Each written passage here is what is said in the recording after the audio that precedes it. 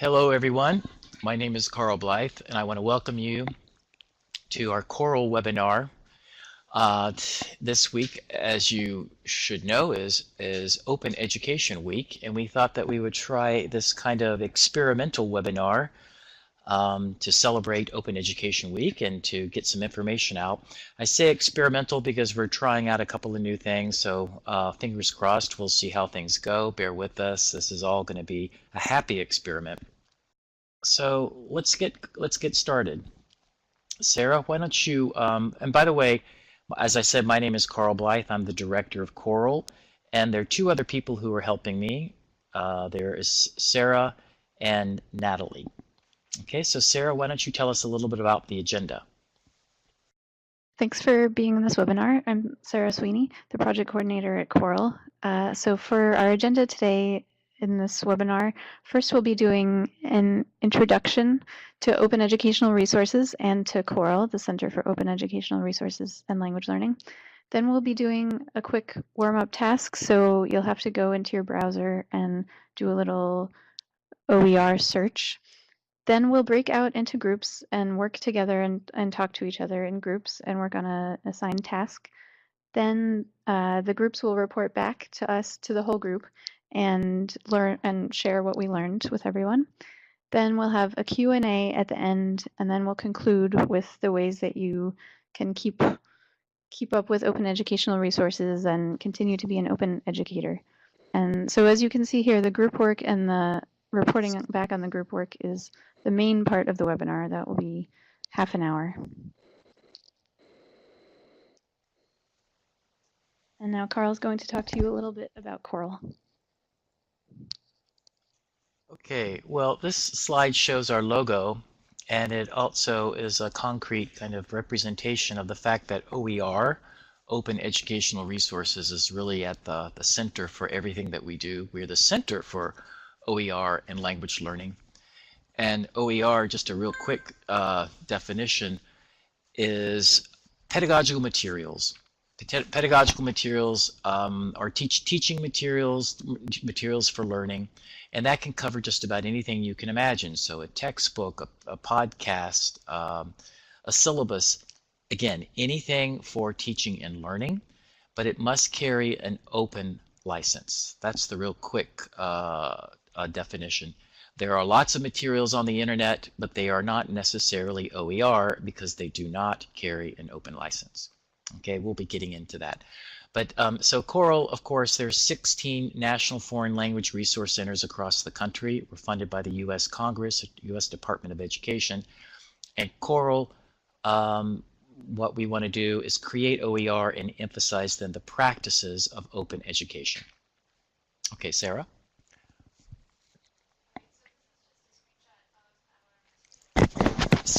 Sarah. Again. Okay, so this is just a screenshot of our materials page. So you can see all the different resources that we offer. We have materials in 20 languages that were created with the support of COERLL, along with language faculty, teachers, and students. And all of these materials are Creative Commons licensed, which gives you more freedom to reuse them. And a lot of these things are supplementary materials, but we also have full curricula and professional development options and a few language tools and more information about open education as well. So there's a lot of different things here, and we encourage you to check this out after the webinar. And now Carl will tell you about a little bit more about what makes an open educational resource. Okay, so I mentioned at the beginning that an OER, Open Educational Resource, is any pedagogical material, so anything used for teaching and learning. And of course at COERLL we specialize in language learning materials, but it must carry an open license, and that sets it apart from copyrighted materials or materials produced by a commercial entity. And by having an open license, or also called sometimes a CC license, Creative Commons license, it allows you to do four things. The way I explain it is copyright is actually a plural concept. In other words, it has different kinds of rights. So if you purchase a commercial textbook, it has a C in the circle. That's the trademark for copyright, our traditional copyright. And then it will say all rights, plural with the S, all rights reserved. So that means that the rights are reserved by the author and the publishing company. But in open educational resources, authors and publishers want to share those rights with users. So what are those rights? Well, let's take a look at this slide here. It says you have the right to retain the information, or the right to retain the OER. Now that seems kind of strange, but a lot of times with commercial products, you can download the product and it will disappear after a certain period. In other words, you subscribe to something, but the subscription runs out. You also have the right to reuse the material. This is also pretty important in that we want you to go in and make changes to the material. Redistribute refers to copying. If you take a commercial textbook, let's say a commercial textbook that you're not using in your classroom, but you find an activity that you like. So what do? You go and make copies and you hand it out. You redistribute. That's actually a violation of copyright. But with OER, you're allowed to make as many copies as you like. Remix is also another specific kind of right. That is, you can take several OER and put them together and to create a mashup, if you will, or to remix several different OERs together. And finally, revise. Imagine if you had a textbook from a publishing company and you wanted to go in and change the actual activities, whether it be just cutting something out or adding something. You're not allowed to do that. Sometimes you can't actually, you don't have the files to do that. But with OER, we want to make our materials editable. Okay, so the main point is that OER allows you to have the rights that are normally locked up. That is the right to retain, to reuse, to redistribute, to remix, and to revise. That's what makes an OER open. Okay, so now let's show you a short video, and I think it kind of summarizes some of the points we've just talked about. Traditional language textbooks are limiting. With no way to customize them, teachers can feel stuck. We're here to tell you about open educational resources. An OER is any material shared by its creator that has a Creative Commons or other open license and is available at low to no cost.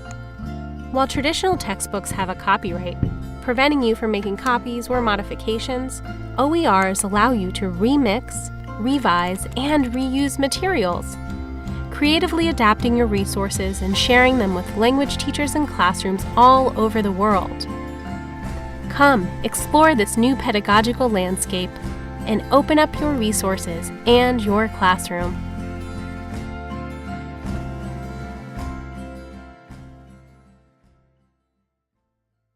OER refers to any pedagogical material, but it must carry an open license, and that allows people to create more materials and to share them back with the community. So they're user-generated materials that can keep improving or be improved. Okay, so let's now move on to a warm-up task. I see that we're having several questions that are being raised. Edma, for example, wants to know more specifics about the different kinds of licenses. We're going to get into that because we have various kinds of licenses that, when I said share these different rights, sometimes you're going to make a decision as to how you want other people to use your materials. For example, I'll just go ahead and answer this real quickly. She asked the question about CC/ND. ND means no derivatives, which means that you're not allowed to make any changes. You can use it as is, but you're not allowed to change it. Okay, that's what the ND means. Okay, so what we want to do with this warm-up task is we want everybody to go, let me just walk you through this before we actually do this. We want you to go to this site. It's the creativecommons.org site, and on that site they have a search engine that's optimized to find open content.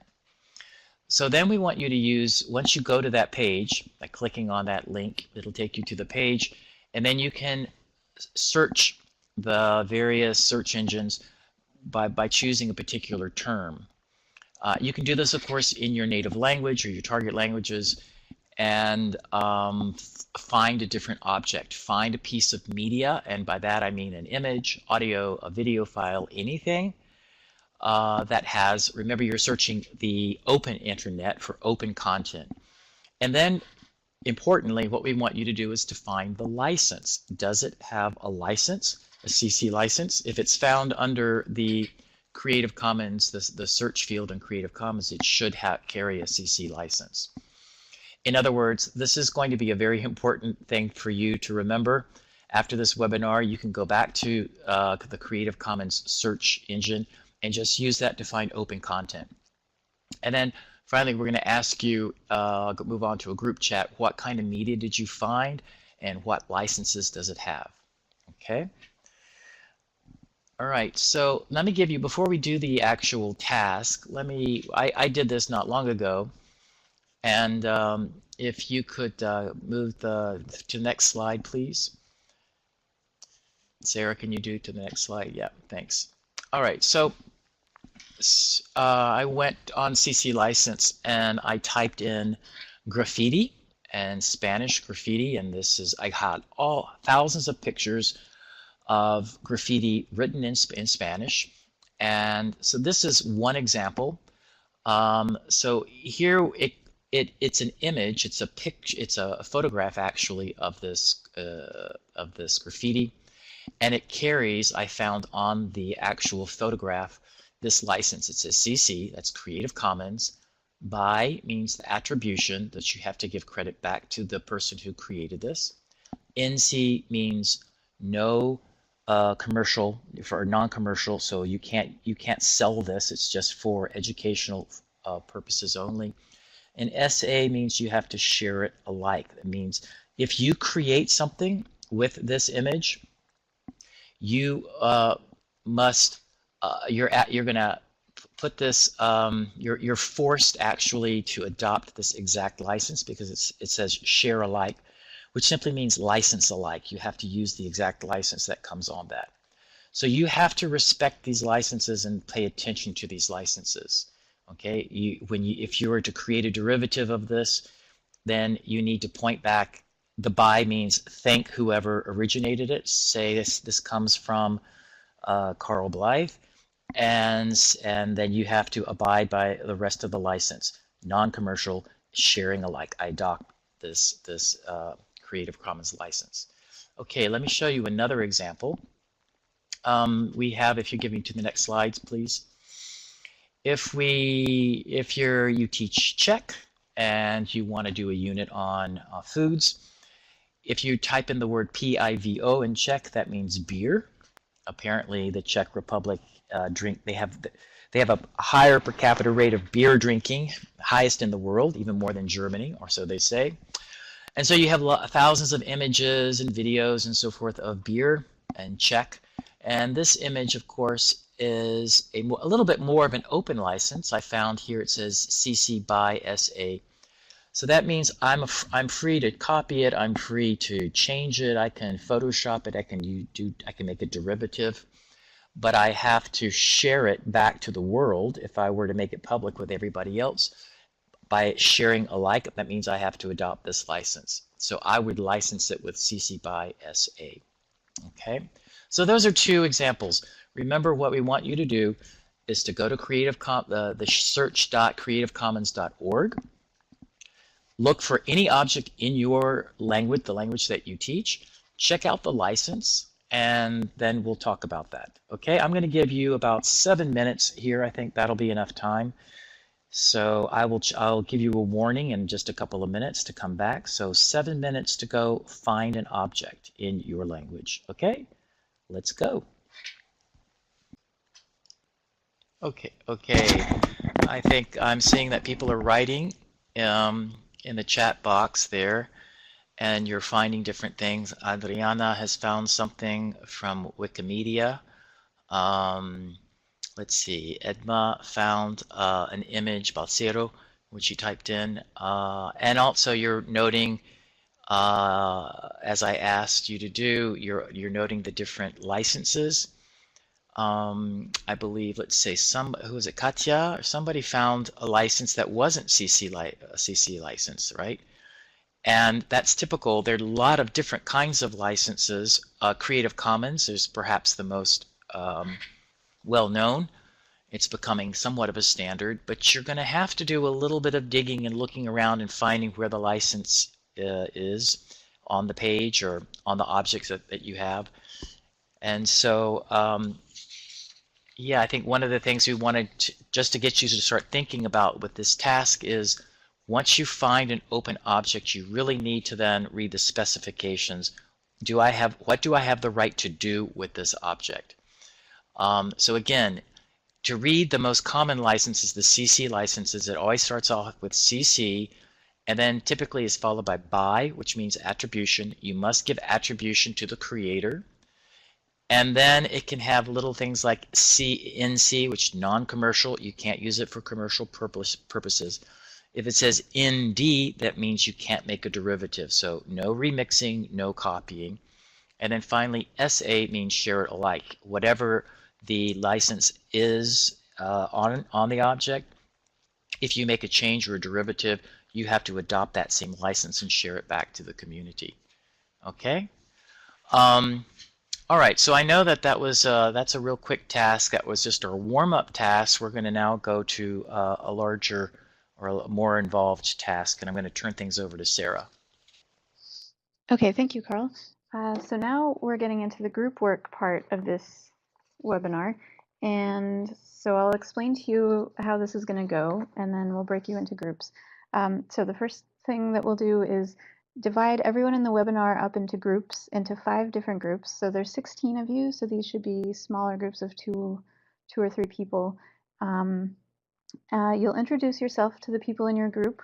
So you can turn your mic on. You can see on the slide here instructions for how to turn your mic on. Or if your mic isn't working, you can just talk to people in the chat window. There will be a chat in the group, in the breakout group. Oh, yes, and the groups will be randomly assigned too. So we'll just divide you into groups. And then, so once you've broken into this group and introduced yourself to everyone, you can assign a spokesperson. So choose one person who will report back to us at the end of the task, and then you'll complete an assigned task together. So we'll give you, in each breakout group, we'll give you a slide that describes what your task will be, and then we'll give you some references that you can, that can help you look for the answers to complete your task. I hope that everybody had a good discussion in your different breakout groups. You were working on different tasks, so some of you were trying to find OER, and some of you were paying more attention to the licenses, but all of these different tasks, it was just meant to familiarize you with various what are called open educational practices. Let me start by summarizing Group 1. I was elected the spokesperson of Group 1, and that's because their microphones weren't working. But our task was to find an OER in a repository, and we looked at Merlot, M-E-R-L-O-T, which is a well-known repository, has lots of world language products. Hugh found some OER in Loro, which is languages, I don't remember what the acronym LORO stands for, but it comes from the Open University in the UK, and they have lots of things like lesson plans and activities that are available there. And then we also looked under the Minnesota Open Textbook Library, and those are entire courses, objects that look like textbooks, but that also have lots of media. And finally, we had a little bit of a discussion about the idea that OER can actually have multiple CC licenses because they have different kinds of media. And so Hugh, for example, showed us that with the French textbook that he found, Au Boulot, you could download just the audio files, so the audio files carry their a separate CC license. So that's something to think about, that OER a complex OER can have many different kinds of media, and that those medias can carry different kinds of licenses.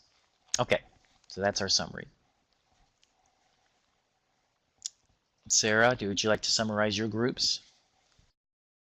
Okay, so for group 5, it was just me and one other person. So we were talking about, and so that was Hannah. So we were talking about communities, and the community that we decided to discuss was the flight community, and this is actually a COERLL project. It's the foreign languages and the literary and the everyday. And so this is a project where language instructors can write an open lesson based on an authentic resource, and then they can submit it to the flight project, to us at COERLL, and they can get a peer review back on it. So they get to be in touch with another language instructor who gives them feedback on their lesson. And then, so this kind of creates a community where people are helping each other write lessons, and then the people who write the lessons can help other people write lessons. So we're trying to create a whole network around writing lessons. And if you're interested in joining this community, you can go to the Flight website, or probably the best thing, you can either go to the Flight website or you can just contact us to find out more about it. So I'll put the Flight website in here. So again, that's the foreign languages and the literary and the everyday. And maybe we can go to, I know I talked to the people in group 3 and it seemed like they had something to report. So group 3, I think Sarah Baker was a lesson that looked like it was probably for some sort of ESL lesson. Is a bit of a reading text on tomatoes, and then it had a number of follow-up multiple choice comprehension questions. And so the task was to start to adapt this lesson for different contexts. So we did some things like adding some initial preparation questions, just general things about what sorts of fruits and vegetables do you like to grow, and then some follow-up questions that are more open-ended. What kinds of things did you find interesting in this passage? So just to get some more free-form conversation going on both ends, rather than just the strict multiple choice things. We talked about maybe adding some lesson plan suggestions for different ways teachers might use this, or if this were a file that were being used online in the classroom, maybe integrating some audio, getting some more graphic organizers in there. So those were some of the thoughts we were playing with. Feel free to chime in, anybody else from my group in the chat there, if there was something else you wanted to add. Okay, thank you, Sarah. That's great. And thank you, Group 3. And yeah, so I think you demonstrated really well the benefits of OER. So you had all these ideas for adding more media into the lesson and more in-depth critical thinking questions and graphic organizers. So those are all things that you can do easily with OER because you're not restricted by copyright restrictions. So you can make changes, you can share them with your students, you can even get other people collaborating on the lesson. So yeah, it's a great demonstration. Okay, so number 4. Edma, are you there? Hi. Yes, I'm here. Hi.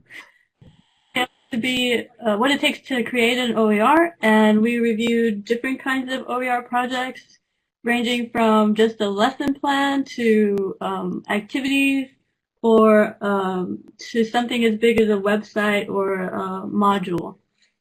And so we discussed that anything can be an OER so long as there is appropriate licensing, and we had access to these 3 reference modules, I guess, materials that y'all provided.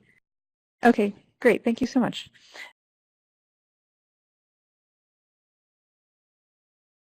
So now we can wrap up. So we just wanted to talk to you about what to do next after this webinar is over. So it seems like there's a lot of questions that we might not be able to answer. So please contact us. We'll put our email address in the chat window. But then some other ideas just for being an open educator. So you can share ideas with colleagues, join a community. The communities are listed in our in COERLL's Open Educational Resources course. You can try putting a CC license on something you create, even if you don't share it with anyone. You can just try putting it on there, and search repositories for content for your class, or have your students create their own learning materials. So that's a more advanced open educational practice, but that's also a way you can be open. And then also we just wanted to let you know about COERLL's summer workshops. So there's a link for that here. You can sign up for our newsletter. You can earn a badge if you create, use, or promote open educational resources. So that link is here as well. And you can use our OER course. So this is the course that was listed in the references when you were doing your group work. And that also has an open license, so you can use it, share it with other people, and remix it for your own purposes. Thank you so much for joining. We really enjoyed talking to everyone, and we really appreciate you being here. Does anyone have questions? I know that there's people have typed some other questions. We can try to go back and look at them. Oh yeah, so a couple of people asked about combining licenses. So there's information about that on in our OER course. And okay, yeah, there's a link to it in there. And then we also, in that course, we actually give you links to other places where you can go look for more information about this. So Creative Commons has a really good frequently asked questions page. And then there's also another great guide for licensing from the Lang OER group. So that's a European group that does things with open educational resources and language learning. And they have different examples of remix licenses. Julian says, we are remixing OER from many sources into a single chapter. The essay license is confusing. I know that you indicate in your PPT that some OER are licensed differently than the presentation itself. Is that okay? Oh, well, that's a good question. I think different people have different approaches to that. Usually we advise not to use materials that don't fit the main license, but some people do use content that doesn't fit the main license and just make it really, really clear. So I mean, if you do use content that's a different license than what you're creating, you should make it incredibly clear to people, because if they remix the materials, then they might misuse something that you're using from someone else, if that makes sense. And then, yeah, I've seen a lot of places. Julianne is asking, is an attribution list at the end okay? I've seen that in a lot of materials, so if that's what works best, then that should be okay. Oh, and Adriana says that she's created some stories she'd like to share. That's wonderful. So if you need any help figuring out where to share them, please let us know. There should be information about that in our OER course as well. And as we mentioned, we give badges to people who create and share OER, so you can also apply for a digital badge and be featured on our website. Thanks for joining, and happy Open Education Week.